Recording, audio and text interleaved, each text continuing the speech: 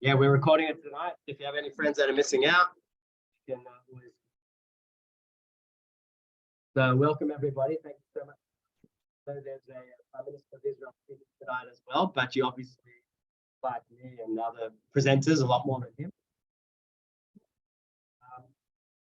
When I was evening, I said, you know what,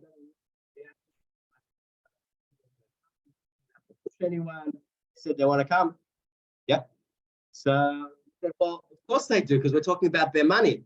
And I had to stop him in his tracks. And I said, no, we're not talking about people's money tonight. We're talking about their children's education. And that's a lot more important than anybody's money. So although we will get into finance, what a great organization here to present to us, what I'm here for and what I'm passionate about is Jewish education. Jewish education is not just about, it's about the future of our people. It's about Jewish continuity. It's about our families' Jewish values. And that's really, obviously, really, really important. And that's really what tonight's about. I'm very passionate about the youth. That's what I do over here at Chabad Malvern. I'm Ruby Cooper. I'm the youth director here. And although children in schools is really only 20% of people, that's why it's so important, because this is what's going to be the next generation. And we're very lucky to present this in the college, Shul Lazar. We have a parent, Lou, and we have Alan Schwartz, and I'll introduce them individually. The principal from Yavna, Shul Lazar, who graduated from Bethel about 30 years ago with my sister in her class. Yes, it is 30, sorry. No, maybe a bit less, maybe a bit less. 29. And, no, it could be 20. But I wanted to introduce her as someone teaching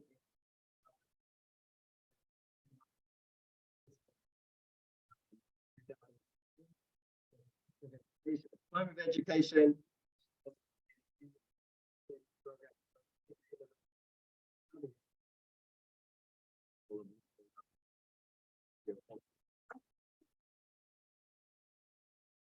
I won't go into anything that you did when you were a kid, like kick us off the video when you to watch footy. So my name is Shula. I am a proud graduate of Beth Rivka Ladies College, and even prouder principal of Yavna College. My siblings and I are all graduates of either Yeshiva Beth Rivka or Yavna. And I'm very grateful to my parents for gifting the four of us a Jewish education. Neither of my parents had a Jewish education. My mother didn't grow up Jewish, so she wasn't going to have a Jewish education. My father went to Scotch College because they had the best music program. And my grandparents didn't even allow him to go to Cheder, which bothered him because all his friends from Elwood Primary School were going to Cheder. But they made a conscious decision to give us a Jewish education at great sacrifice, financially, and also with regards to giving us a Jewish home. My father had to give up his career to give us a Jewish upbringing, and they still say it was the best decision they ever made. So I wanted to talk tonight about why a Jewish education is important. And when I talk about Jewish education, I'm talking about a Jewish day school education. You know, I know at Malvern Chabad you have wonderful programs here for students who aren't at Jewish schools, but I want to specifically talk about what a Jewish day school education gives our children. And I want to focus on three things: knowing Judaism, being able to explore Jewish identity, and the third one is community and connectedness. So, number one, we want our children to love Judaism. And you cannot love what you do not know. That's why we have those euphemisms in Tanakh about, and he knew her. If you don't know something, you cannot love it. And I think we need to divide knowing Judaism. What does it mean to know Judaism? I think it means that you can learn Jewish and live Jewish. That's what it means to know Judaism. So let's start with learning Jewish.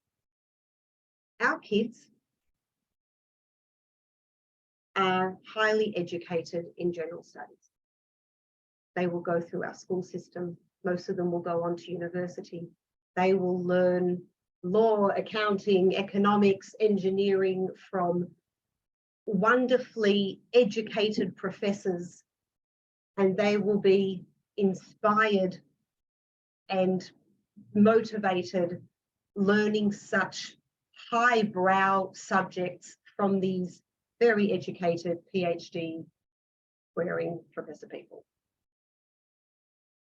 It's imperative that our kids know Judaism like they know their general studies. If they don't, if their knowledge of Judaism is limited to apple and honey, dressing up on Purim, maybe eating a bit of matzah on Pesach, Judaism is going to seem cutesy, maybe a bit infantile. They won't understand the depth and the beauty of Judaism. They will go through life, and we know that life is not for wimps, thinking, where do I find these answers? And they need to appreciate the depth and the beauty of our texts, the answers that Judaism has to offer. We are the people of the book. We need to learn the book, and we need to love the book. Just the other day, I had a student in my office, and he'd done something not so great. And I had to talk to him about the power of saying, I'm sorry. And the best way to do that was to talk to him about David HaMelech. There is no more powerful story than those stories in Tanakh that teach our students the biggest lessons of life. We want our children to be text literate. We want them to be able to read Hebrew. We want them to be able to understand some of it. We want them to be shul literate. They should be able to go backpacking, during one of their semesters of university, walk into any shul in the far-flung corners of the earth, walk in, know that they are home, take a siddur, not hold it upside down, and be part of the tefillah service of that shul. Being text literate, being shul literate, gives them the keys to the entire worldwide Jewish community. And this is one of the reasons why at Yavna we battle with tefillah every day. Kids don't really want to daven every day, spoiler alert, but it's so important to us that our kids understand the mechanisms and feel at home in a shul, that every day there's shachrit and every day there's mincha. And yes, there are times that are hard, but it's also really beautiful. The best time of my week is on Friday after Shacharit, when the kids are singing Shir Shel Yom, and the person who is on the boys' side of the shul takes out the guitar and they all sing it together, everybody in the shul. And we can just feel that Shabbos is coming, and everybody knows the words and knows the tune, and it's this amazing feeling of togetherness.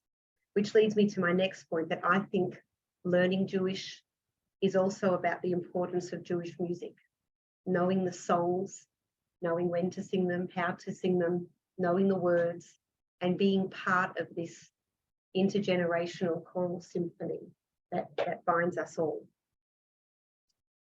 So that's learning Jewish. It's also important to live Jewish. Judaism should not be compartmentalized. My Jewishness is all of me. It's not the thing that comes out just on a Shabbat or when it's Pesach. It is, I would say all consuming sounds bad, but it is all invigorating.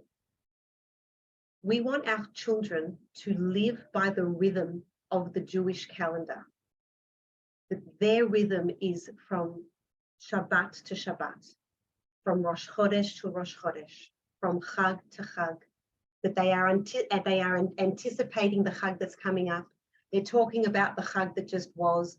Just today in my class, I said, all right, kids, you know, we're almost finished negative numbers. I teach year 7 maths. I reckon we're going to have a test on Monday, right? Because I'm just counting the lessons. Oh, Morashula, we can't have a test on Monday. Oh, why not? Oh, because it's Tanit Esther. It's the day before Purim and we're going to be fasting. You know, too right. I better change it. We're not going to have a test on Monday. But it's part of their psyche. They're understanding what that calendar rhythm is, and it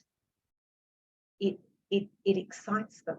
They're really excited for Purim. Not so excited to fast, but definitely excited for Purim. Learning about Judaism, learning the texts and living by it is very hard to do in an hour a week. Just like we wouldn't put general studies, maths and science and history, English into an hour a week, Jewish studies is just as comprehensive, it's just as complex, and we need to give it the time it deserves.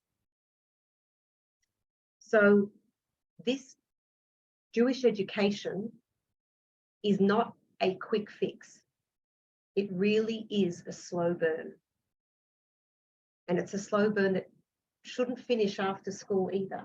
That gives you the massive injection, and then hopefully we continue learning and engaging in Jewish education after school too. I also want to add that knowing Judaism and learning it and living it through Jewish day school education is not a substitute for what happens at home. The Jewish home is critical to Jewish knowledge and Jewish experience, and Jewish education works when the home and the school are working in synergy. Sometimes we may think that our kids, especially teenagers, don't care about our opinion, or they want to be as different to us as they possibly can. But that's actually not true. It's apples and trees. And our children are watching us and listening to us very closely. And they actually do, for the most part, want to emulate and live the values that we instill in them. So if we want our kids to feel positive about their Judaism, it's really important that we are positive about Judaism in the home. So Pesach's coming up. I'm going to have to try really hard not to whinge about all the cleaning and all the cooking, and it's going to drive me totally insane. It's important that we are excited that Pesach is coming up, because then the kids are going to be excited that Pesach is coming up. And when I speak to kids about their most formative Jewish experiences, it's those experiences that they have at the Pesach Seder, when they're sitting there being able to share all the wonderful things that they've learned at school. And then they come back and share that with their friends too. I said this, and how did that go? And it's, oh, what's it got ginger in it? Oh, that's gross. Okay. So that's the first thing. We want our kids to be able to love Judaism, so they have to know it, and knowing it is learning it and living it. The second point is that we would want our children to be able to explore and solidify their Jewish identity in the right place with the right people. I don't know if this person still writes for the Atlantic. Someone his name is Ta-Nehisi Coates. And in about 2015, I think, he was writing for the Atlantic, and he really shot to fame with this article called The Case of Reparations. It's a fantastic article. If you want to read it, it's about a bazillion pages long. He's an African-American journalist. And after he wrote this fantastic article about the case of reparations, he was asked to speak, pretty much everywhere. And he was, I don't know where this conversation took place, but he was asked a question, which was whether African-American students should go to Howard University, which is an all-black university, or should they go to Ivy League? And he responded that it was important, at least for undergraduate, for African-American students to learn in a place with other African-American students, where they were learning about African-American history and heritage and culture, where the place was easy and safe for them to ask their questions, where they were mixing with others who had similar backgrounds and similar experiences. And he said, once that was all embedded, then they should go off to Ivy League and they can fly, because their identity would be really strong. So I think, given that, it's the same with Jewish education, like Kal v'chomer, so much more so if, identity is formed at university, it is really formed, or it's incredibly important that our students have these places and spaces to explore their Jewish identity as they're growing up. Being Jewish is not easy. Our kids have lots of questions. They have questions about their relationship with God, whether they believe in God. They have questions about Israel. They have questions about their identity as great-grandchildren of Holocaust survivors.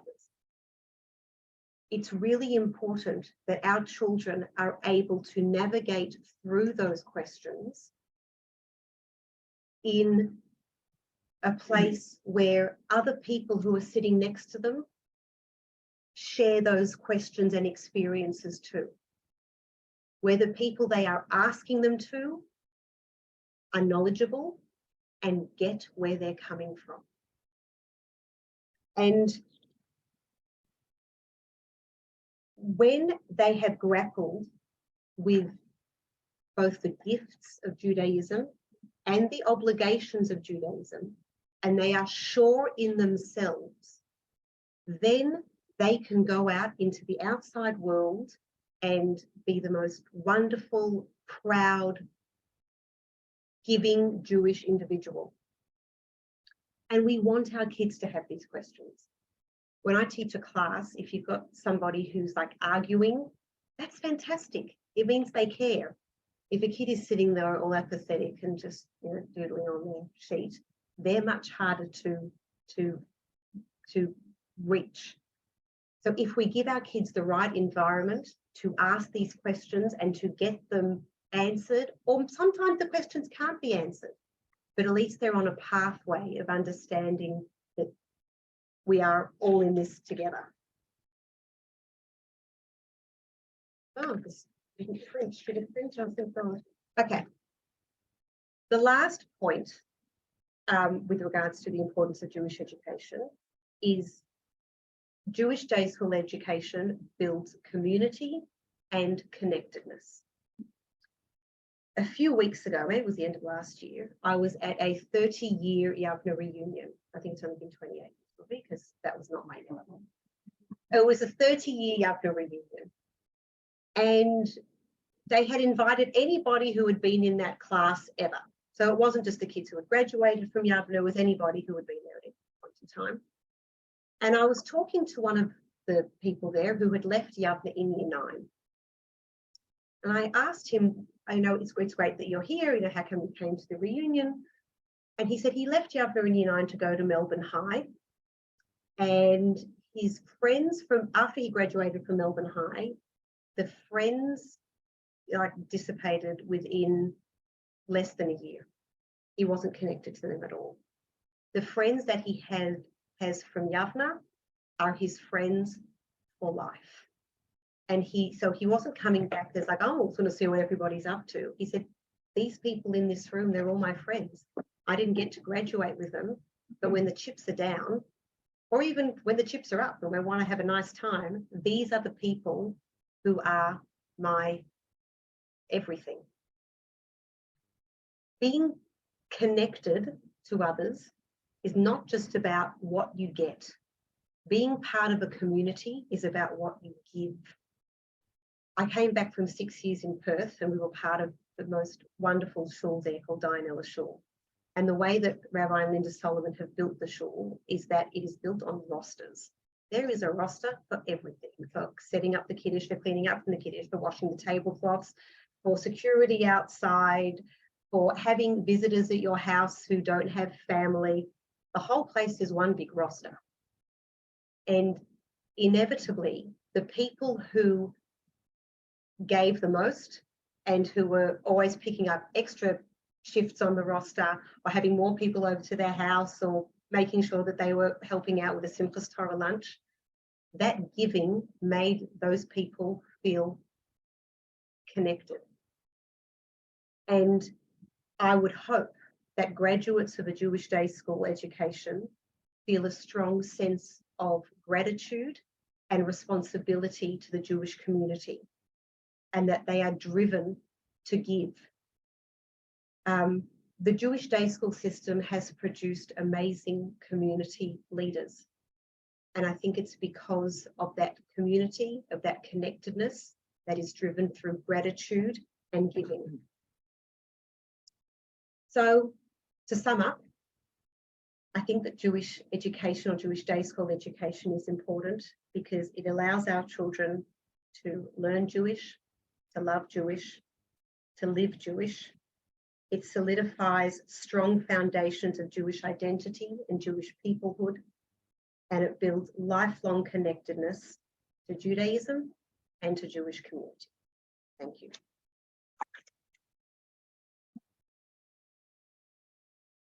Thank you so much. That was beautiful. And learn it, live it, and love it. That's unbelievable. That's exactly what Jewish education has to be. And I think it's great that we have teachers like yourself and principals like yourself that do learn it and do live it and do love it, and they pass that on to the children. And it's apropos that today is the 7th of Adar, which is the first Jewish teacher's Yahrzeit and birthday, Moshe Rabbeinu. He was the first Jewish teacher, and since then we've had passionate Jewish teachers just like him. So for our next speaker, we'll have Stuart. Stuart's a good friend of mine. He's been part of, and his family's been part of the Chabad Malvern community for many decades, for many years. And Stuart himself will tell us about how he went to 3 different schools, one of them being yeshiva, and he's now married to Michaela with 2 beautiful children who are actually up and coming to go into primary school very soon. So I'm sure it's on his mind which school they're going to go to. So, so I thought it'd be good for him to pass on. Thank you, Ruby. So again, my name's Stuart Liu. Year 2, but for me, no, 9.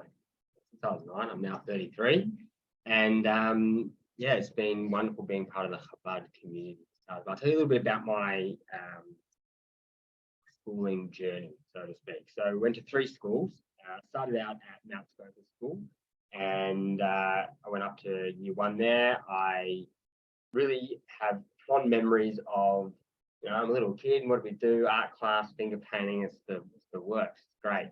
But the Jewish community there, the friends, I tried to actually maintain those relationships through school. I think I got a lot of support from mum and dad to do that as well, because the next school that we went to was a non-Jewish school. It's a government school, Mount View Primary. Great school, really good education system. Lots of my classmates from there have gone on to do great things and gone on to the Waverley Secondary School, and did really well in their ATAR scores now, VCE scores. I forgot what it now. Doesn't matter, same. But those connections was really, really interesting. Once we left, I went up to year 6 at Mount View Primary, and I tried to cling on to those friendships. 4 years, and there's pretty, those years I'm growing up a lot.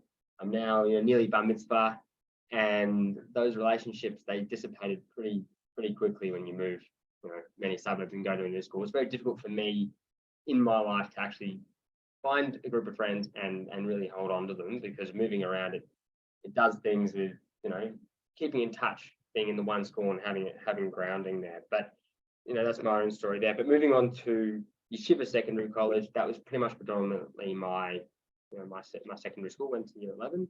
I then went on to TAFE. That was my journey after that. But what are the things out of here with the programs? What did mum and dad do? They did everything they could with the knowledge that they had. So when I was at the non-Jewish school, we pretty much focused on, we went to Talmud Torah classes eventually, wasn't it? We didn't start doing Talmud Torah classes immediately, from my recollection. So it was only, you know, probably year 4 onwards. So it was when my older sister started to do bat mitzvah classes. She's going off to do bat mitzvah classes. And I think the school thought was, well, we really do want our kids to have more of a Jewish identity in education. And what are we doing about it? Well, the reality is, when you go to a non-Jewish school with non-Jewish friends, you don't really do much besides we do the Friday nights. The biggest thing that we do is Kiddush. And, you know, at the time we weren't as religious. So what do you do after Kiddush? Football's on. But the Judaism aspect is Kiddush, light the candles, and some challah. There really wasn't, from my memory, there wasn't a big deal out of it. Every now and again, we go to my grandparents' place, and it'd be a little bit more of a deal, because we had some more of the cousins come over. But mostly that was traditional. It's just all traditional. There's no big questions as to why are we doing something. It's a token in the week. It wasn't living Jewish.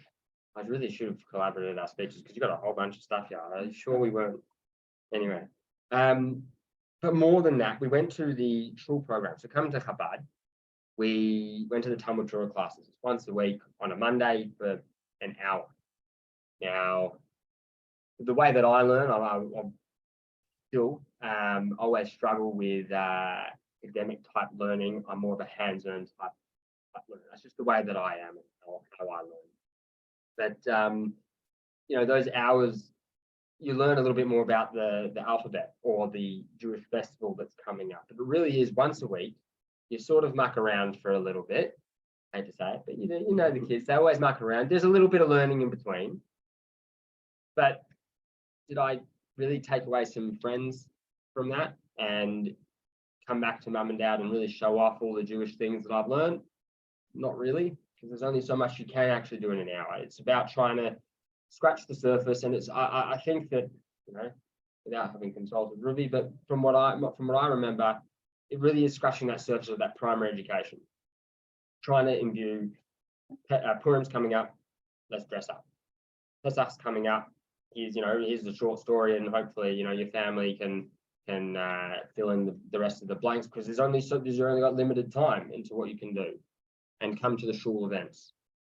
But it really is the 1 hour.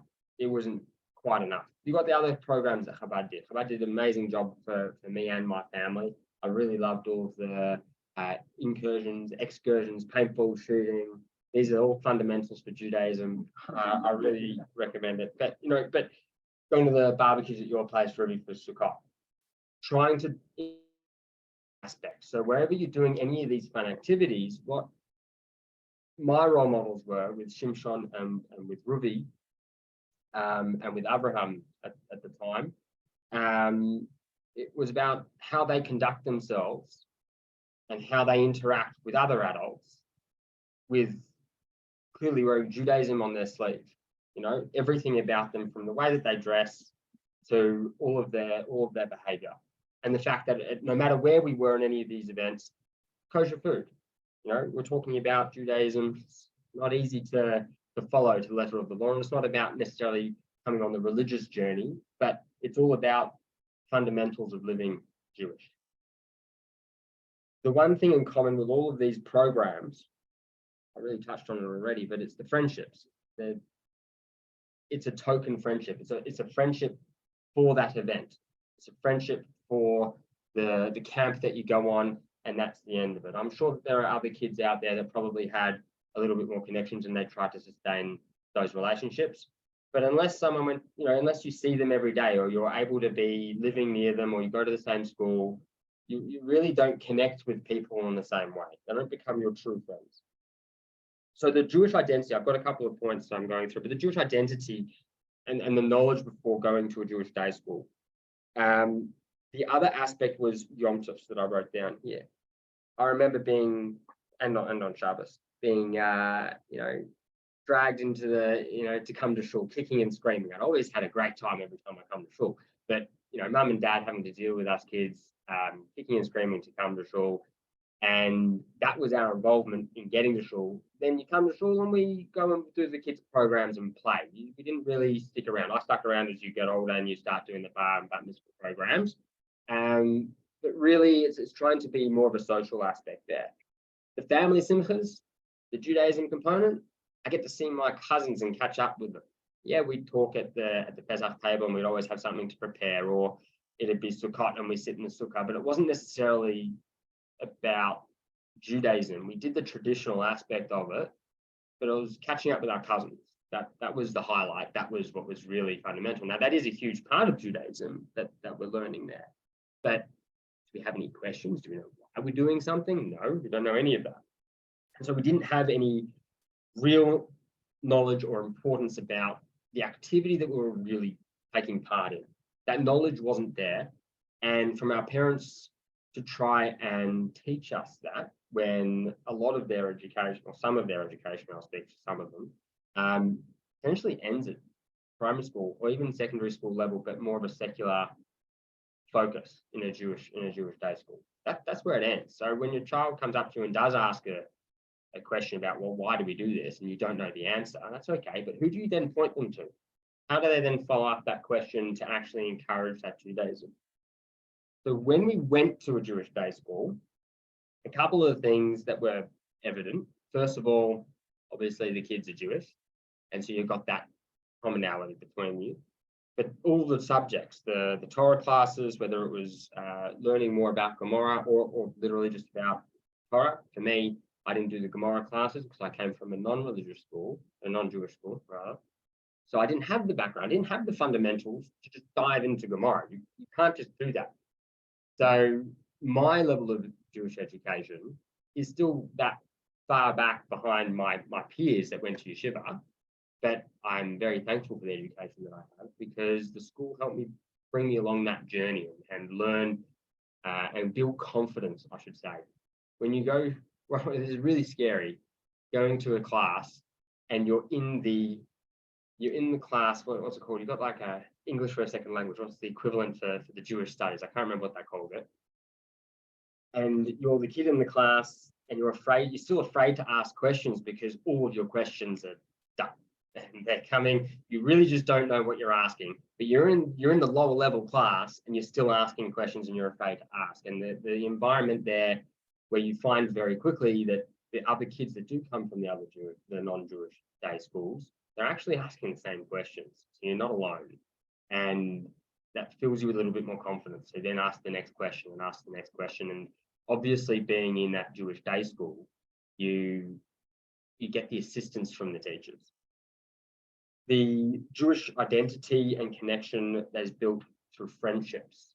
Doesn't matter the level of religious growth that you have, or your journey that you happen to be on.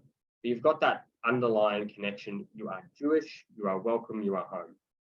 And the Jewish living and bringing that into the home as well. When we went to yeshiva, obviously it's a more of a religious school where all the Jewish day schools, you have to bring kosher food, but it's the next level. Everybody at home keeps 100% kosher. They keep Shabbat, everything else. When you come from a background where you kept nothing and now you're having to come along this journey, it's a bit of a learning curve. But it was fantastic. It was exciting. We're all doing something new. Mum and Dad had to absolutely usher the kitchen. I remember Abraham coming over with the blowtorch for the oven. It was really exciting. He burnt himself. It was really exciting. But we had to do that in order to have friends over, because otherwise they can't eat at your house.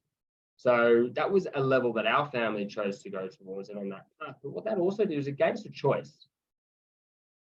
We learned to, in a very difficult way for us, I think, we learned to live Judaism in the religious sense, so that we could then make a choice, an educated choice as to how we want to then live our lives.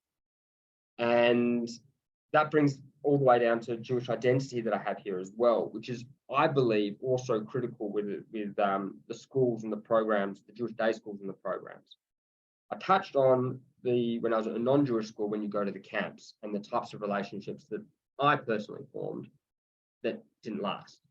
When I started to go to a Jewish day school, and I then went on other Jewish camps or programs, those connections lasted. Why do you think those ones lasted and the other ones didn't? I met kids and I had a great time and I made friends and I tried to stay in touch. Well, the difference was when I came home from the camp, I've got mutual connections. This person actually knows this person in the Jewish community. We're like-minded. We've gone through, the families are at the same level or something like that. And you've got that underlying connection. And those relationships were then nurtured and we kept those relationships. I think that it understates the importance of what I've tried to write down here. But essentially, I really did feel that sense of connection and being at home for me, coming from a non-Jewish school. The role models that I had in Shimshon and in Ruby, I asked a lot of questions. And I know I'm backtracking just a tiny bit, but I ended up I was bullied as a kid. I was really little, and I was also very proud of being Jewish. I had no idea what it meant, but I was Jewish, and if you're going to bully me, well, I'm going to now wear my heart on my sleeve about everything. And then when I started to learn about a little bit more about Judaism and seeing my role models, I started to wear a kippah to school. That does wonders in a non-Jewish environment. And back in the day, it was very much an Anglo school, not as much an Asian demographic, and they were not as friendly, let me tell you. And then I started to wear tzitzit. Now, I had no idea what these were really meaning, mind you, but Jewish people wore them. Why? Because when I drove to pick up a bar mitzvah for a family in Caulfield, I saw all these kids walking down the street with a kippah and tzitzit, thinking, those guys must be Jewish, because, when I go to shul, I see some people wearing that. And I asked Dad why they do it, and his response was, well, they're Jewish. And I said, well, then I'll wear them. I'm Jewish. So I wore my heart on my sleeve, and it backfired from a primary school point of view in life and social, but that's just me. But I thrived off that because I figured out that that's who I want to identify with. It is part of my culture. It's part of my history, and I want to learn about it. So I was also a driving force in trying to learn more. Shimshon was instrumental and influence on me and my dad and his journey in learning about Judaism. And that helped, obviously, with Mum and my sisters, two sisters, to also come along in this journey. And the journey wasn't all luck. We've had many, many times where we've gone up and down on this roller coaster from a religious point of view, but also now in my beliefs, it's always challenged. And that right there, when you were talking about the challenging in class, right, that was the other fundamental thing that I learned at the Jewish day school, not at the non-Jewish day school. They want you to be a little bit quieter in the non-Jewish day school unless you're in debating class. In Jewish day school, I've never met such a bunch of people that just they're not quiet. They're respectful, but really they challenge anything and everything. But you learn how to challenge anything and everything. But they're not challenging you like, Dafka, I'm just going to challenge you. They challenge you from a place of, I actually want to hear what you've got to say. Maybe I'll actually change my opinion on something. And the respect, mostly, from these conversations, it's a life lesson. But that's part of Judaism. It's something that we do as a nation. It's something that we do, and something that is very challenging to do today. I would probably add. When you're talking about any touchy political or other topic, I'll leave it there. Charity, I had listed here, a huge one for me. My mum and my dad, but also my mum and my mother's parents in particular, very heavily involved in Jewish charities. There are many charities that you can choose from in the world, but I felt that my connection in wanting to give back to a charity and to a community was also supported by school. Why? Because you learn in school to give, but nothing to do about receiving. It's giving to help somebody else, someone less fortunate. There are friendship circle programs. I've gone through a whole list of programs. I ended up doing a lot of volunteering, still do volunteering for the community security group, which is a big passion of mine, which came through from protecting Jewish way of life and making sure that any other kid like me doesn't get bullied in school or is going to a university campus and can wear a kippah and walk in. So that was something that was very strong with me from the way that I grew up. But I liken it to footy, right? I connect with Richmond supporters, right? Very easy to connect with Richmond supporters, just like it is to be in a room full of people from many denominations, and you find a small group of Jewish people. Where do you gravitate towards? You sometimes find yourself gravitating like to like. And it is so much easier to be involved in these communities because it's reciprocated. The more you give, the more, I think in any volunteer organization, really, the more you give, the more you receive. But I just found it very different, I suppose. My involvement in the charity work didn't have to be time, commitment, listening to people, training people. The final thing really that I wanted to touch on was really, how did my life at Yeshiva, how did it change outside of just those Jewish values? I think it didn't. The Jewish values were everything. It really was everything. My religious level never met the same level as my peers, and it was irrelevant because I was Jewish and I was accepted. And my peers were happy to teach and bring me along, or to leave me, or if I wanted to, leave me at my level and support me in what I wanted to do. It wasn't a judgment. It's that, that family, that sense of family. My Jewish values were nurtured and supported. I really found it important for me to keep on, to raise a Jewish family, to become a Jewish family like my parents, being, in my eyes, the perfect role models. And so I've got a beautiful wife over here with us tonight, and we have the same struggles about talking about where do we send our kids. And it has been a topic since, honestly, before we got married. How do we want to live our life? What is Judaism to us? What does it mean to us? There's a lot of external pressures from parents and friends, but at the end of the day, this is our life now. And how do we see this playing out? The biggest question, obviously, does come when it comes to Jewish schools is the financial aspect. But we thought, for the time being, bugger it, we're going to give it our all and see if it works, because it's that important to us. If the financial stuff works out, great. If it doesn't, make it work. Because at the end of the day, I think that the conversations around the table with coming from experience and actually living a Jewish life and having questions, whether it's at the Pesach table or anything Judaism, there's two places. It's questions from ignorance and a question from experience and actually living it, and whether or not you want to question where you're at in life. I question God if he exists or not all the time. I have that struggle for myself. That's the whole point, man who struggles with God, Israel. When I'm at the table, I might get in a bit of trouble, but some of my cousins, they best intentions when it comes to the Jewish events. That's what they're events. It's not Yom Tov. It's just an event that we're coming to. We'll prepare for it, and then tomorrow we'll leave it behind. Wait till next year. I can't wait till next year, maybe. Whereas for me and my sisters, we went to school and we had a chat with our friends. What did you get up to? That sounds awesome. You guys had Seder on beanbags and you discussed what, and you did this.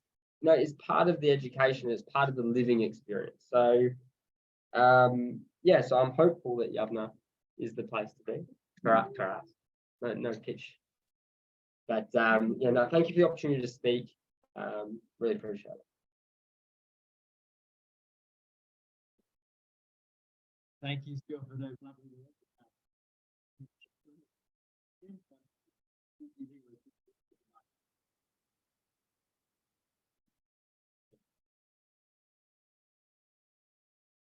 I think we can all see how important it is to be in Jewish education.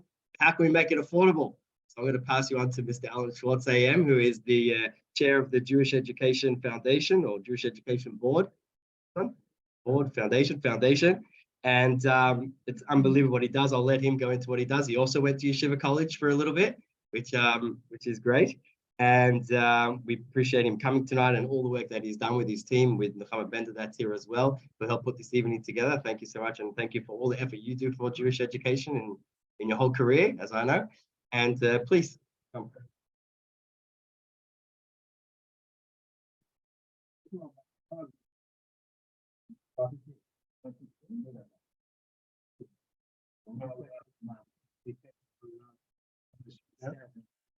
Stand there. Really? Okay. Thanks, Ruby, for inviting me and Shula. Your pitch for Jewish Day Schools. And Stuart, there's a lot of similarities, I think, in your childhood and mine, all over the place. I didn't go to Jewish schools. I went to Melbourne High. I went to Caulfield North. I didn't feel that I'd missed out, interestingly. So there's lots of a series of differences. But I'm a sort of a practical person in many ways. And when I look at the problem of Jewish education, I think of how do you fix this? How do you make it more affordable? You know, I spent about 10 years of my life working on the creation of Jewish Care, which was bringing together Jewish community services and Montefiore homes to make things more affordable.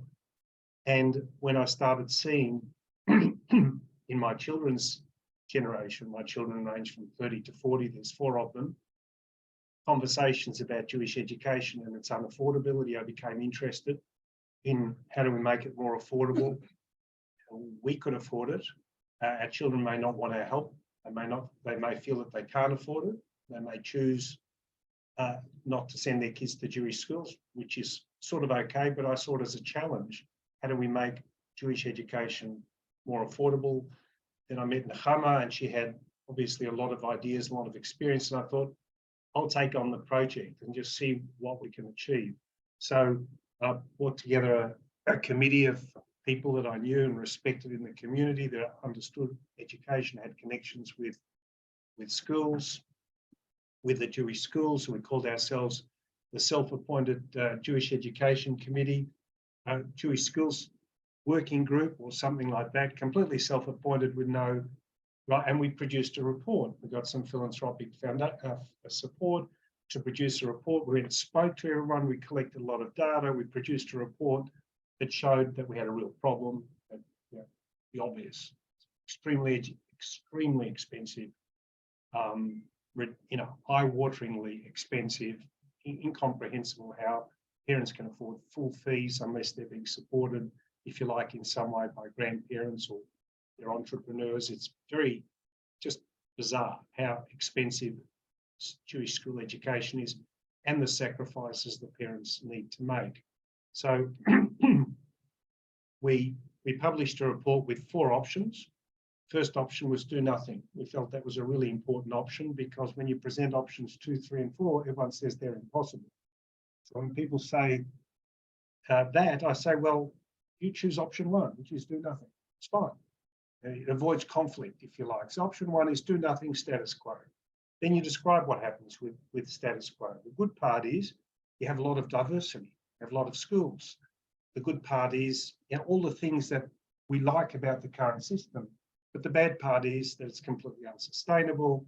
There's too many spaces, not enough kids, the demographics are going in the wrong direction, costs are going up, which suggests you've got to make some sort of change. Then option 2 is various permutations and combinations of mergers, various schools coming together to get economies of scale. Option 3 is to create a new school, which is a VCE school, just years 10, 11, and 12, when all the Jewish schools just have junior school, and then we all come together for a VCE school, which creates a lot of efficiencies and also brings the community together. Instead of having 4 physics classes with 5 kids each, you have 1 physics class with 20 kids. It's a lot more economical and efficient. We worked through the numbers and we worked out that we could reduce VCE from 35,000 as it was then to 25,000 if you had all the 4 Jewish schools theoretically all coming together for VCE. Whether they liked it or not was another question, but we could prove the fact that it was certainly economically viable. There were a lot of good social arguments in favour of it, bringing the community together. Having more scale in a physics class makes the physics class more successful, etc. And then we had a fourth option, which was a fee assessment board. We had a theory that there were many parents in the community that wanted their children who had their children in government schools, who wanted them to have a Jewish education, but they were sort of middle-class families, if you like. Some of them were below that, but middle-class families were not used to asking for assistance. That's not the way they live their lives, and they're uncomfortable going to the school and asking for fee assistance. So we thought what we ought to do is create an independent body that actually accepts applications from parents in a very, very confidential way, in a very dignified way. Not that the schools are not dignified, the schools try their best, but by its very nature, asking the school for a discount is a difficult thing to do. So that was the fourth option. The response of the community was very positive. Thank you for doing this. Thank you for thinking about it. Yes, it's terribly important. Yes, the situation is really unsustainable. No, we don't like option one, which is do nothing. But we also don't like options 2 and 3. So like, okay. So that's why we went for option 4 without giving up on options 2 and 3, because I think the only way that we're actually going to increase affordability is some major change in the structuring of the system. But the system itself has got to be ready to make that change. We can't, as a self-appointed board or working group, force the schools to do anything they don't want to do. We can't force a merger. We're not the Catholic Church. We can't say you merge with you do this and you do that. Every school is independent, fiercely independent, and rightly so, because they have a different approach to education. They have a different community, etc. So those two are not off the table. But we thought, let's do something useful. Let's start with a fee assessment board and see how we go, so we can actually start getting the schools to talk to each other about issues.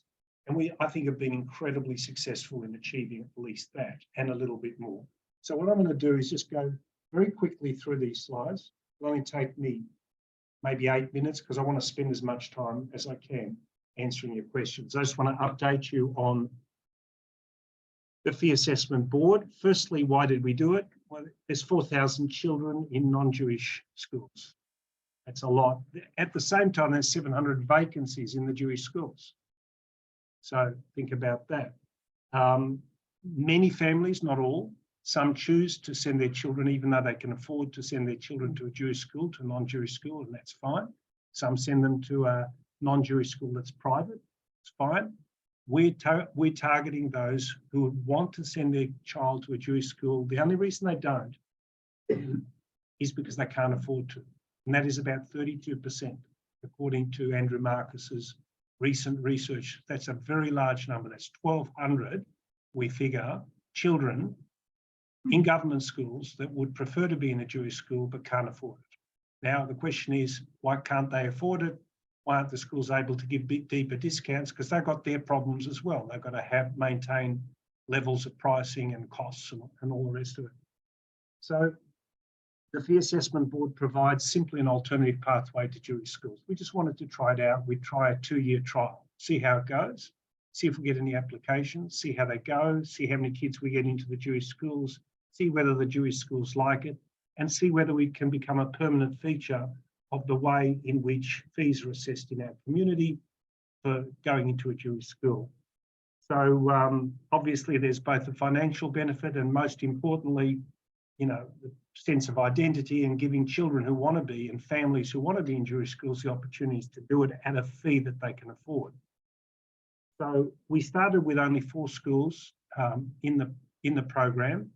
And that was the 4 schools that were really the subject of the report, which were Bialik, King David, Yavna, and Scopus. We excluded Sholem Aleichem because they don't go past grade 6, whereas a lot of what we're talking about was VCE.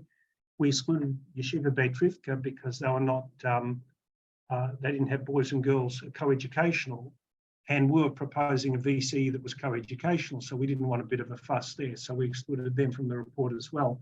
But we said, when it comes to the fee assessment board, there's no reason why you shouldn't be involved, because it's simply a parent choosing to go to yeshiva or sholem, and we will give them a fee assessment. So they joined in, and we have all 6 schools, all of those 6 schools participating. Now, what that meant was there was a standardised fee assessment process, and we had to negotiate with 6 schools on a single model. We had an economist develop a model, which I'll describe to you in a minute, and we had to negotiate with all 6 schools to achieve a single model that all 6 schools, all 6 schools would accept. And we had extensive negotiations. It was really quite incredible how much compromise there was in the process. The schools were really determined to create a single standard for assessing what can someone afford. And that showed us that it is actually possible to find common ground. I remember the negotiations on Zoom and how often it was said by one of the schools or another of the schools, well, I won't die in a ditch over that because it's important to us, but it's more important that we come to a landing. So there was a whole series of compromises about, for example, what should be the threshold of the value of a home that you can own before you're disqualified from a discount, for example. Now, one school had it here, and another school had it here, and another school had it there, but we had to have it in one place. And we found a compromise point for all of those sorts of issues, which I thought was an achievement in itself. So it works really simply. The schools nominate, and it's on our website, for each year how many vacancies they've got. The government school students apply to the FAB, Fee Assessment Board, run by Nechama, and nominate a school of their choice. So they ring Nechama and say, I'm going to go to this school or that school. In the first year, we did an online form first. We're changing that process, and they ring Nechama first because it's a lot easier to talk to a person than fill out an online form. They provide details, but not of personal expenditure. That's the huge difference between, I think, the approach that we're taking and some of the schools, but not necessarily all of the schools take. We don't ask, what do you spend? What we say is, what is it reasonable for a family with 2 children, 2 adults who live in the southeastern suburbs, who have a kosher home, what's a reasonable cost of living? Therefore, it's objective. You don't have to answer questions about how it's intrusive to ask questions to how many times to go to the hairdresser or whatever the question might be.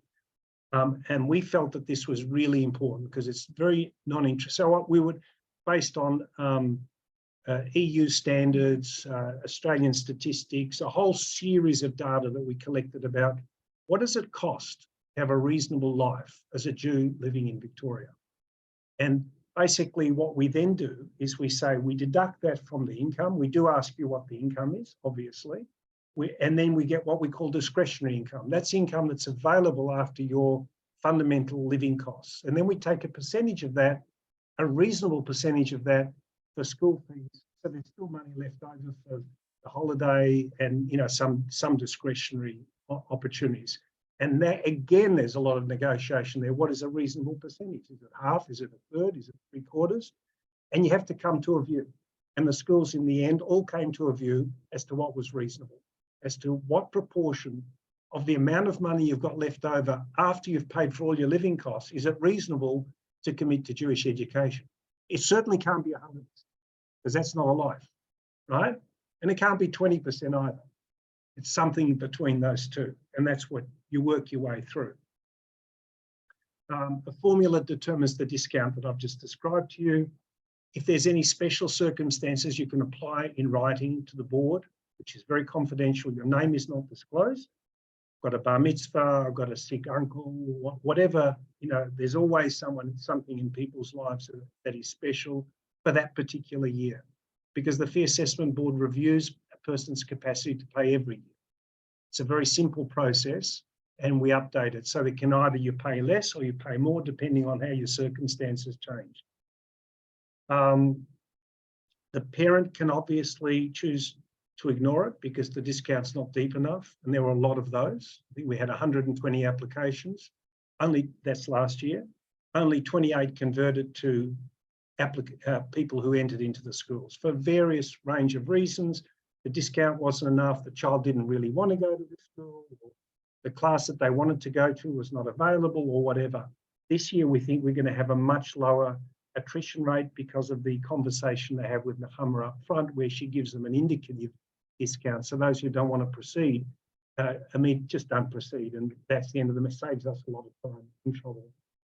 And then very importantly, one of the barriers to going to a school is that we felt that the schools were not explicitly guaranteeing that fee for the rest of the child's schooling. There was always an anxiety when we spoke to parents that what happens in 2 years or 3 years, if the school's full, I'll put the fees up, my child's going to get disrupted. So we said to the schools, this can only work if you guarantee on this formula, assessed every year, that you will guarantee the place of this child all the way through to VCE. They said, well, we're a little bit nervous to do that because we do sometimes have full classes in VCE of full fee paying students. And that's going to cost us money, completely reasonable. So we said, well, don't give us all the places. You nominate. So if you've got 6 vacancies in year 4, you might give us 2. You might give us 3 and leave the others up your sleeve, if you like, for full fee paying. So these are the sort of negotiations that we had to go through to get the schools on board. And we assess the fees every year. Over 120 children applied, 28 children enrolled, which is amazing, the beautiful emails and the calls that Nahama got and the lives we think that we've transformed. But financially, that is going to be worth $3 million to the schools because it's $500,000 a year for an average of 8 years, for the average of the remaining period of time. So we get all the government subsidies. We also got a large amount of scholarship money from philanthropists, plus the fees that the parents could actually afford to pay. Put all that together, and that's about $500,000 a year extra. $500,000 a year, not per student. Yeah, for 28 students. So it's probably about 20,000, give or take 18,000, I think, on average. Extra revenue for the schools. Basically, for a vacant position, there's 700 vacancies. So it's basically extra income, which is fantastic for the schools from a financial point of view. It limits the amount of fee increases they need to put in for full fee paying students. And so it's financially good. And of course, it transforms children's lives. A number of parents dropped out for the reasons I gave you. We learned that we need to orientate the families, which is why we have that phone call. And then there were 2 very important ones, and that is that we didn't offer deep enough discounts for middle income families because we had negotiated, if you like, with the schools. But when we actually told them some of the case studies that had not moved through, obviously confidentially without naming names, they said, oh, we would have given a bigger discount for that. Right? We said, well, we've negotiated the formula. Can we renegotiate the formula now? So, which is what we did. We said, let's make sure that the formula produces close to what you would offer in each situation. So we've deepened the discount now for middle income families, number 1. And number 2, for a variety of reasons, we decided, because of the philanthropists as well, supporting the scholarships for some of the children, they felt, and we felt it was reasonable, that everyone can afford maybe 10 to 15%. And yes, not everyone can. Some people are going to miss out, and that's tough, and that upsets us.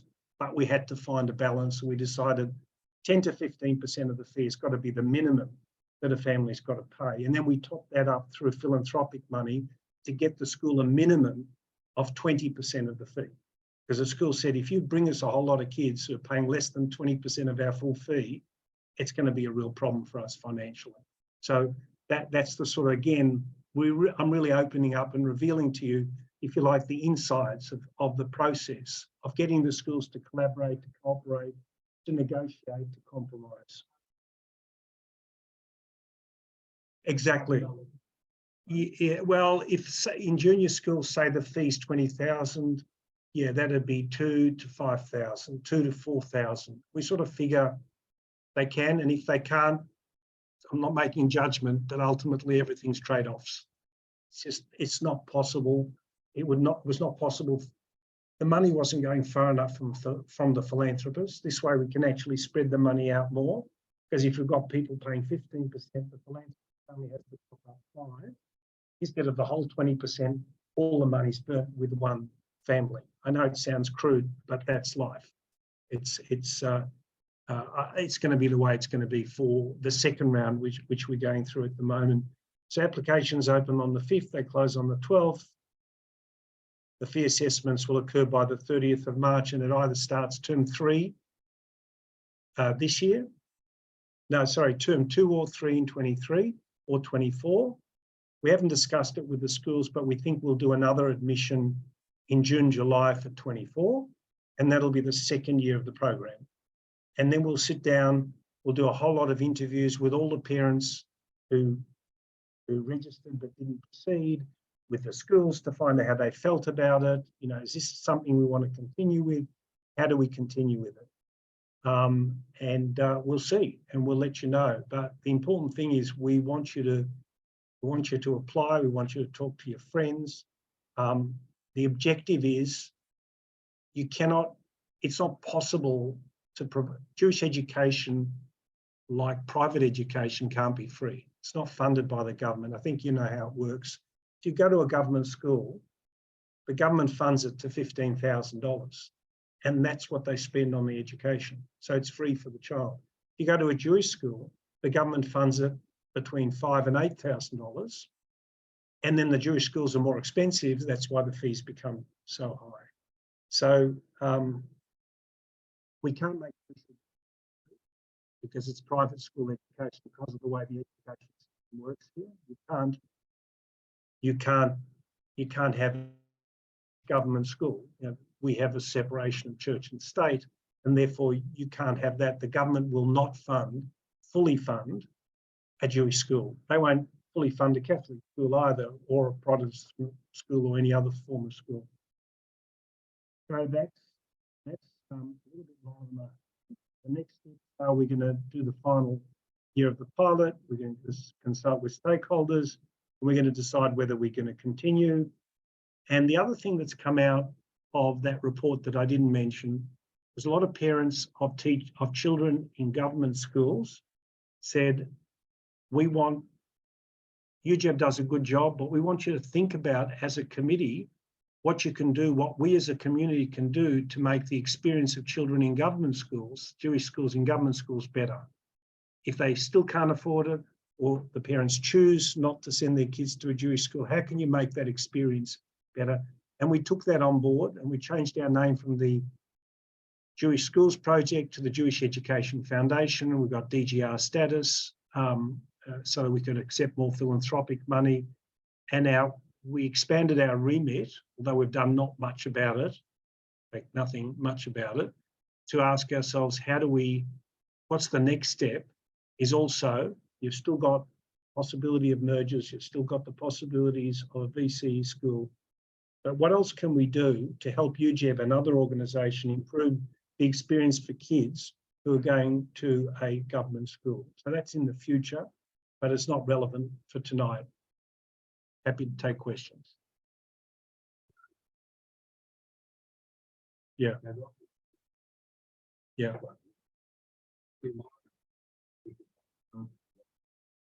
Yeah. Ask Shula.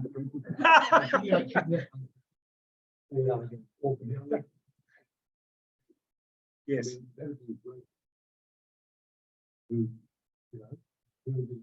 Yeah. Well, there you are, you see.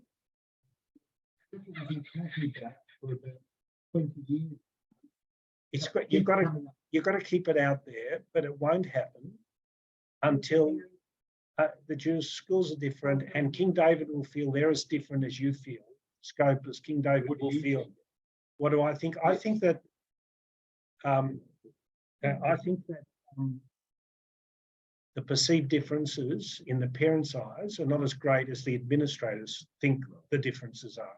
In other words, if you ask the parents who are really the customers in the community, they will tell you that the differences are not as great as the administrators, the principals, sorry, Shula, think. This is just a fact. We talk to people. You're going to wind it up. Yeah.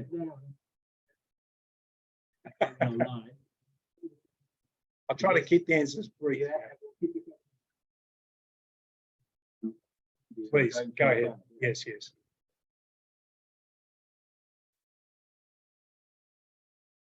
Yes.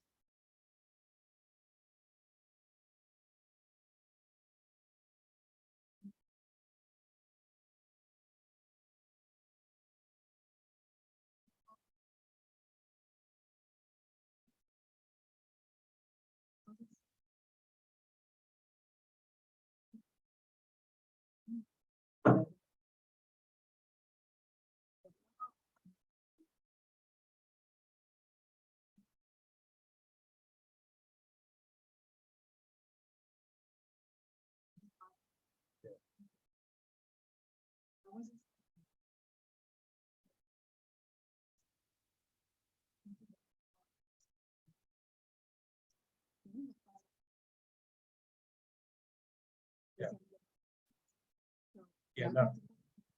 That I was asked that question a week ago. I will personally guarantee that we will continue the program for all of those children until they're through, because they have to be reassessed every year. That's not expensive.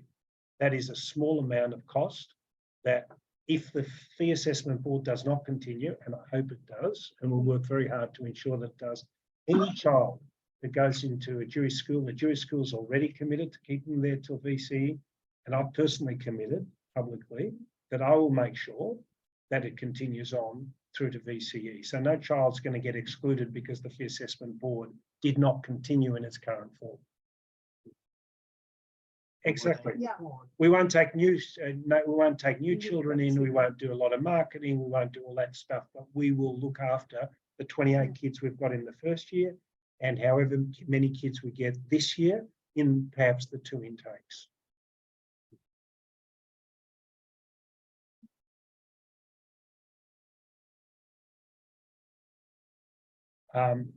I'll let Nahama answer that because it's quite it's a very current issue that's changed almost in the last couple of weeks. Update us, please.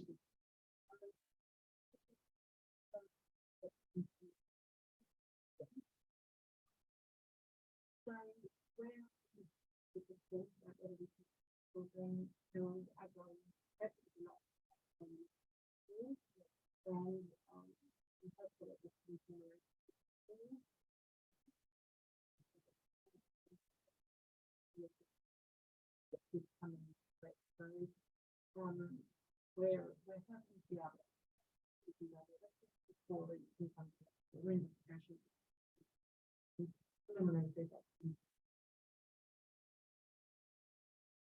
I think just for the rest of the applications only up into another 11 days, we might be on the so contact us and say, I want to come in, we can contact the school and We'll do it on a case-by-case basis, but the significance of it, as you understand, is a very high proportion of Jewish children in a Jewish early in kindergarten because of the fee arrangements. So for them have to leave a Jewish school in order to go to a government school in order to come back is crazy. But we don't want to compete with the schools in prep unless they're comfortable.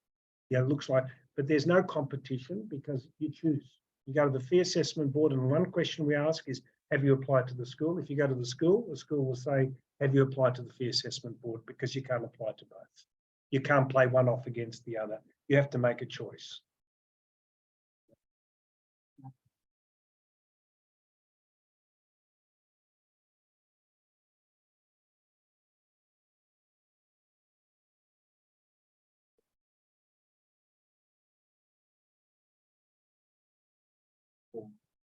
Yes. Correct. It's ridiculous.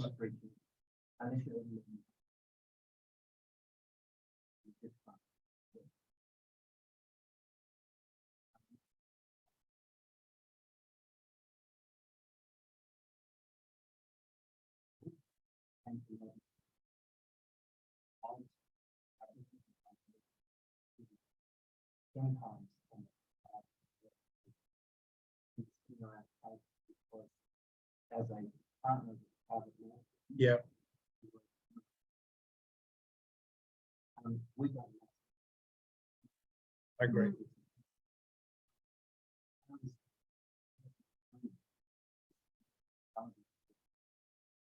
I went to school. I am where I am. I'm incredibly very proud of everything. I want to see my kids start to school and do that. I will still be within the top 5 of the state, second to pretty much none. Incredibly connected to unless you actively want to get involved. You know, in Melbourne, there's so many Jews, so very easily just justify sending kids to non-Jewish school because they're going to stick in a class with Jewish people.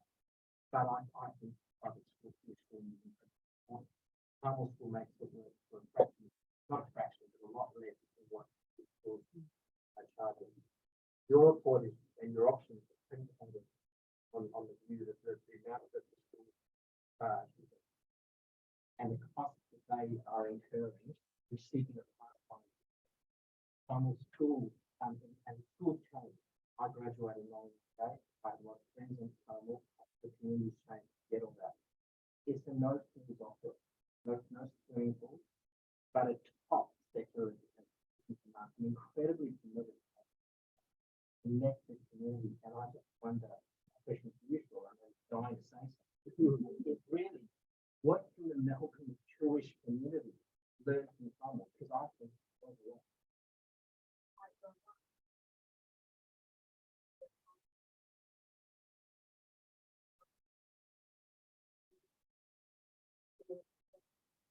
Yeah.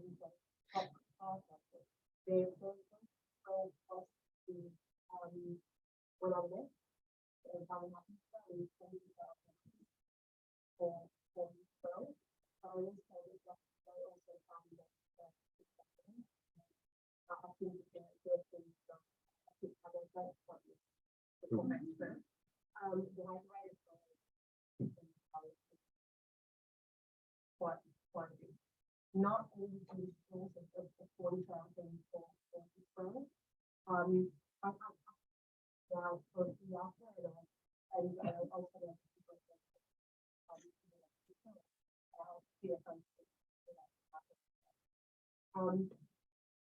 we are generous with criticism. And the other thing that we have is that not only trust side, but always from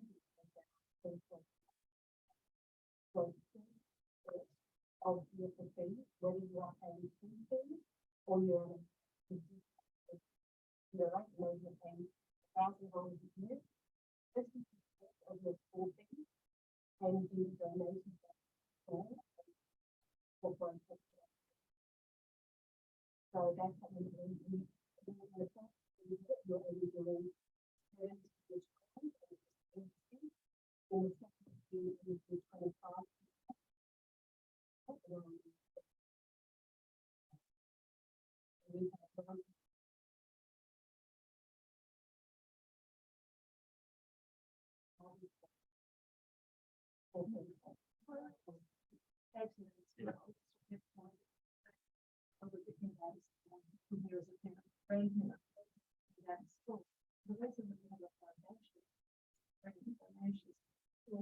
To subsidize concepts and educational programs.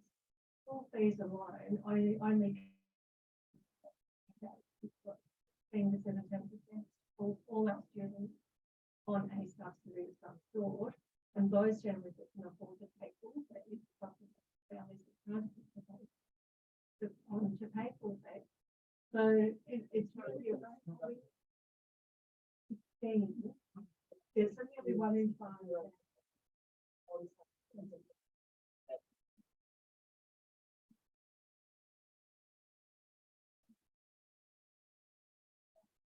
Right? And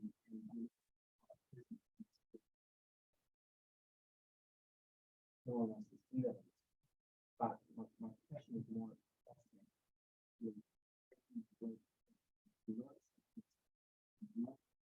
because ultimately you're going to have $1,000 after tax per child. And so it's going to come in where, you know, people are not going to yes, you're going to go and see it. I'm sure it's pretty. But if you're not going to put anything to school, you're on a huge opportunity. So my point is, what are we saying to the school to say, you can't charge, you have to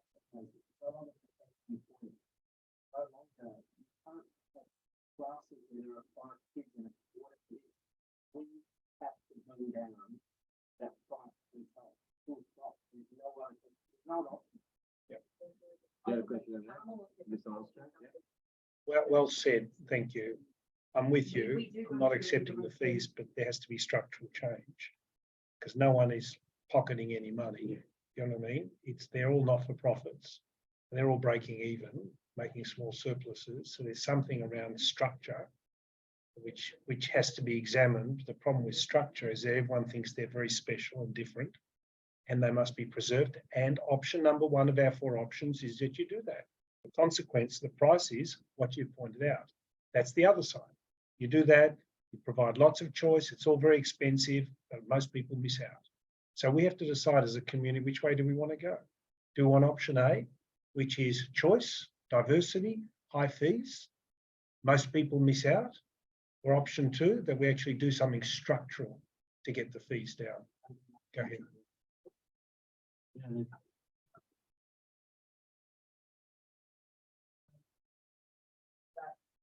What I can see, the really good government that really break my foot, which made a lot of school data transparent, in pretty graphs and visualization as well.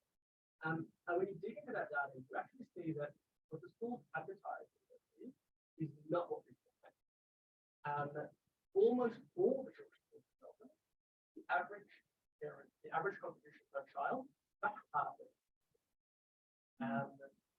We know the exact number actually, because each of the schools was kind enough and trusting enough of us, thank you, to give us absolutely anonymized, child by child, what they're actually paying. All right, so we know, we divide the total fees that they receive by the number of children, and we know the actual fees, and they are far short of the full fees, because those who pay the full fees are subsidising those who are paying less. In other words, if there were no subsidies, the full fees would be lower. I'm not disagreeing with you, but it's not 50%.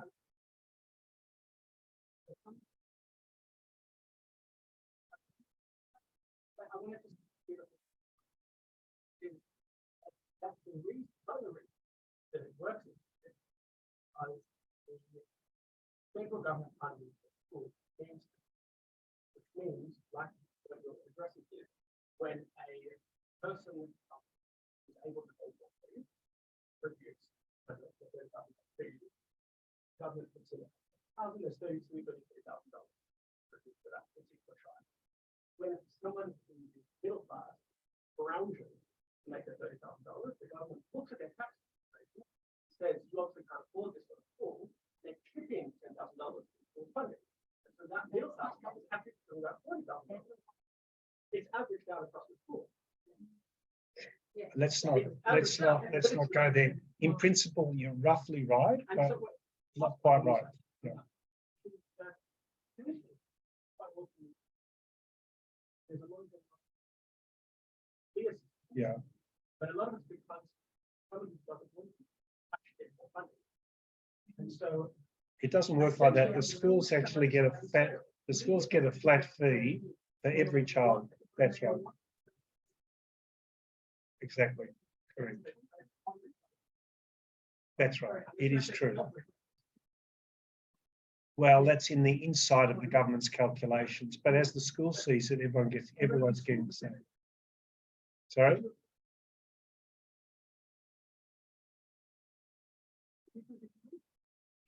Well, they do, and they use a similar methodology to ours, not exactly the same, but they actually try, in principle, when you understand it, dig into it, they're trying to work out what the family can afford. And they're trying to get as much as they possibly can. And this is why it's unpleasant, if you like. And the school has got every right to try to get as much as they can, and the parent has got every right to try to pay as little as they can pay, as much as they can afford. And that's a tension that the Fee Assessment Board tries to overcome by making it objective, by making it depersonalised, by saying, you may not like this number, and if you don't like this number, throw it in the bin. But that's the best number that we can come up with. And I don't know a better method, because the schools have got costs, they've got budgets. The only answer that I can think of is structural. I'm not saying that has to happen, because the schools have to want it. The schools have to agree to it. A single VCE school for the community would save us tens of millions of dollars. But are the schools prepared to do it? The answer is no. Does the community want it? I think the community loves it, but they're nervous about it because what will it do to the viability of the remaining rump of the schools, which is a real issue. There's a lot of conversations to be had. I don't disagree with your point, but what we've got to remember, the fundamental point you're making is that the list price is not equal to the average price. There's a list price and there's an average price. That average price is determined by some pay the list price, some pay a little bit of a discount, some get extremely deep discounts. That is all averaged to an average price, which is significantly less than list price, but not half.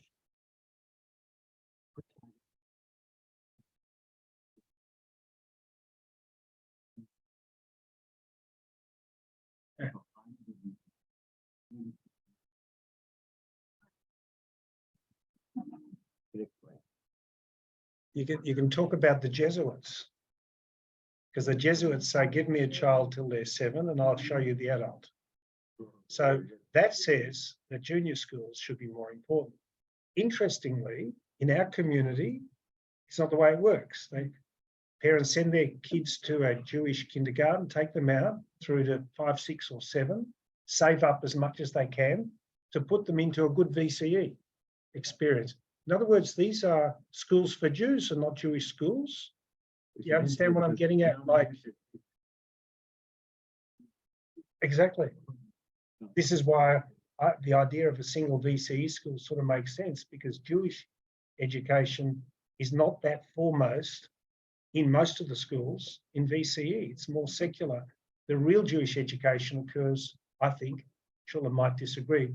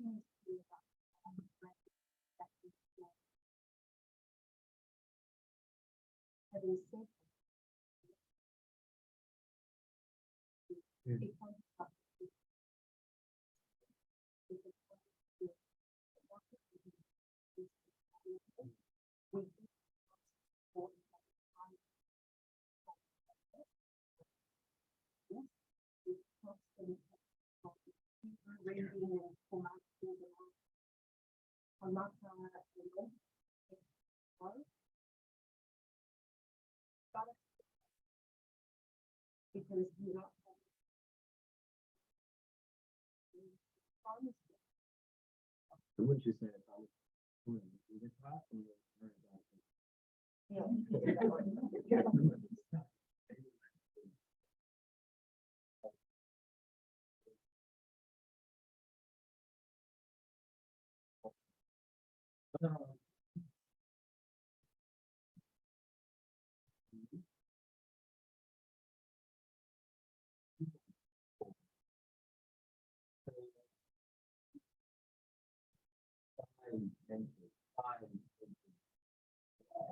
yeah.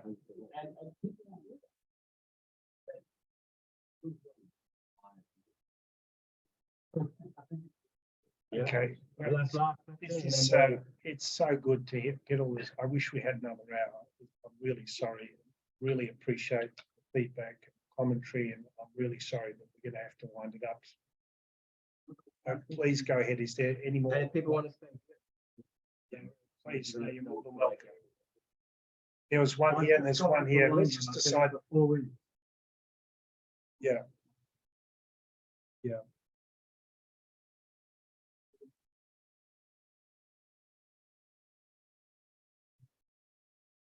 Yeah. It's a different system. Yeah. No one. Yeah, because in fact they've got Hebrew Jewish government schools which are Jewish. They won't have that here, and that's the problem. And therefore, We've got sure, all of that. they probably give less, the differential between what they give a government school here and what they give a Jewish school is less in the UK. Plus, you still have to top it up with philanthropic funds and whatever, and it's still expensive, but not prohibitive like it is here. And it's not a criticism of anyone, it just is. That's how it is. Sorry.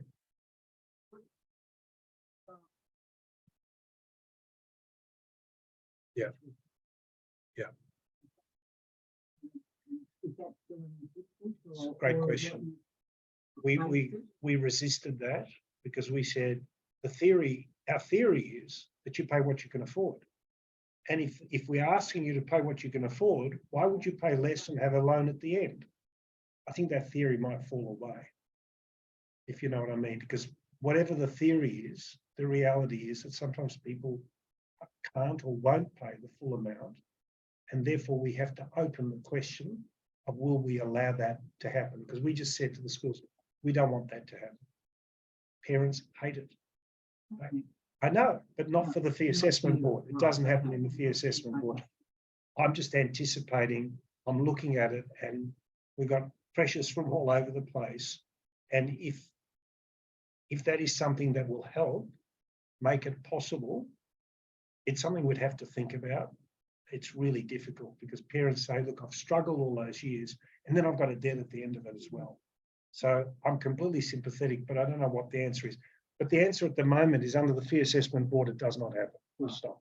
The schools cannot do that. They can't defer it. They can't discount it. They can't increase it. They've just got to take it as it is. And if it doesn't, if the parent won't accept that, then that's why we lost from 120 down to 28, because we tried to be very firm because we wanted to get the trust of the schools that we were going to behave in a particular way. We were predictable. We weren't going to create a problem for the schools.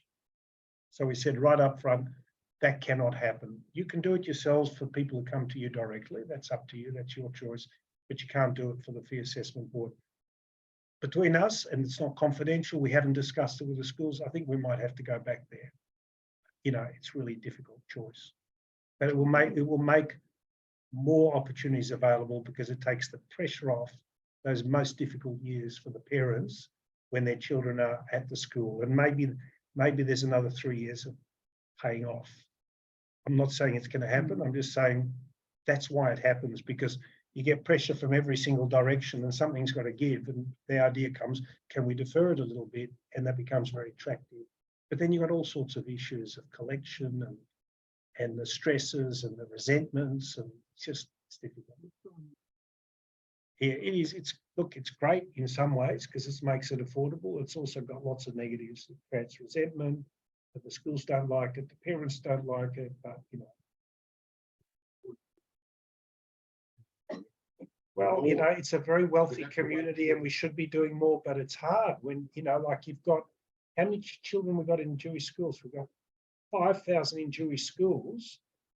And if you want to take $10,000 off a school fee for 5,000, you're talking about $50 million a year. Okay. So where's that going to come from? That's what it would cost to reduce school fees for every child by $10,000. We've been through these numbers backwards, forwards, upside down, inside out. It's like philanthropy can't do that. Ruth knows that. You've worked in philanthropy. We've got generous families, but not 50 million a year every year.